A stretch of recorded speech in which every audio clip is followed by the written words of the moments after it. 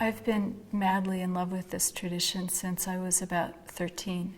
And I actually stumbled across the Tao Te Ching in a college bookstore and thought I had found home. So much so that when I went to university, I ended up studying Chinese and Japanese so I could read the texts in the originals, because that seemed like it would matter to me. And then while I was in college, I found that there was a practice attached to this philosophy that had spoken to me so deeply. And that practice came in the form of Zen meditation. And then for decades, actually, I had a profound and disquieting, unrequited love affair with Zen. I loved it, but I'm not sure it loved me back. And so I walked away from it for a while and did other things, which were, in the end, tremendously fruitful to me. And then after a long time, I found the Cohen Tradition. And then I knew I was home within my home. And from then on, I was doomed. There was no going back and nothing else to do except that. And what I believe has informed my particular vision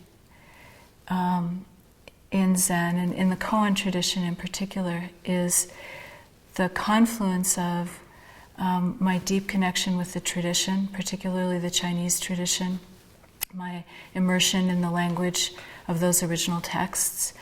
And one day the ancestors walked in and sat down and asked for a cup of tea, and they haven't left since. And so one face of that has been this relationship with the ancestors, and always kind of asking, okay, so what do you want? Why are you here? What's important to you? What matters to you, and what can I do to help? So that's one bit. And then another bit has been finding the Koan tradition, which is different, I think, in a lot of ways than other Zen, let alone other kinds of Buddhism. And for me, the Koan tradition, I imagine as a vast dragon coiled at the bottom of the Pacific Ocean.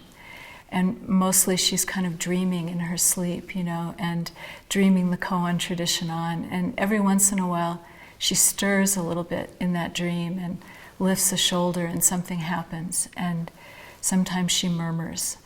And some of us have been listening for dragon murmurings for a long time and trying to interpret them. And I'm really aware that sometimes we get it, we get a clear transmission, and sometimes we miss and we get it wrong, and then things change. But I'm also listening to that dragon all the time. And then the third piece of it is I've been blessed to work with an extraordinary group of people who call themselves students sometimes. And the relationship between koans and students is in the midst of a tremendous burst of creativity. We're really dreaming it on in a way that I think is new and beautiful. And so in that piece, all I really have to do is shut up and listen, and try to pay attention and hear as much as I can about that, and bring my own sense of it to that and see if I can help dream that on. So I feel like there are all these different streams that are flowing into me, and out of that comes some kind of vision that is not a mainstream vision, I think.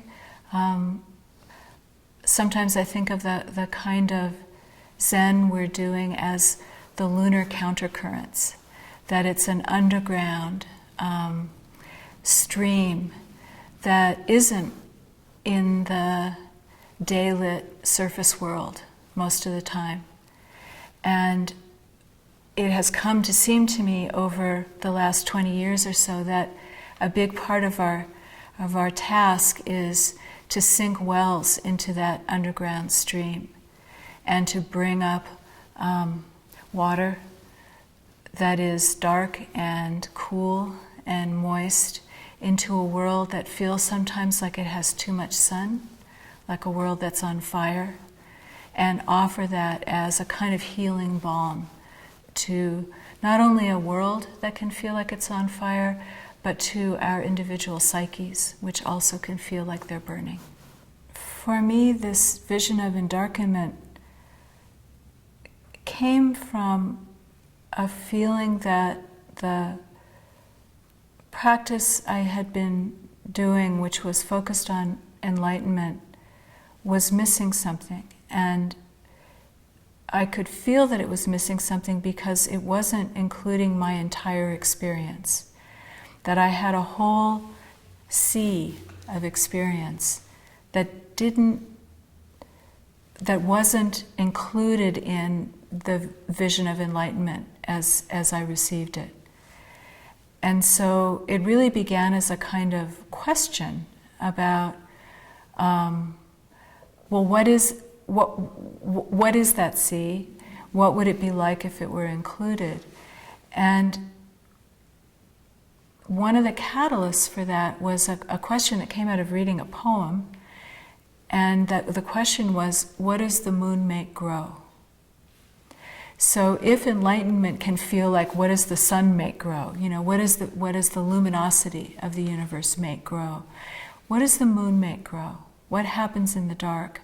And if I feel that so much of my experience happens in that dark, how can I not include that as part of awakening? It can't be something separate then, or not part of it.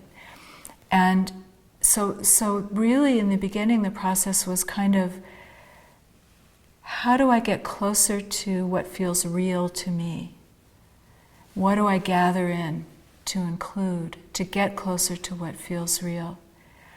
And that just opened up a whole world, and a whole world of imagination and metaphor and image and understanding. And then what happens when you marry enlightenment and endarkenment? How does that change our sense of awakening, our sense of what we're doing, our sense of what's important? So I would have to say that all of that came very much out of what I had experienced, and those places where I felt the tradition didn't seem to be showing that back to me. And it's been one of the great joys of my life to find that for many other people, this is bringing in a piece that was part of their experience too, that hadn't had articulation, hadn't had a way to be included.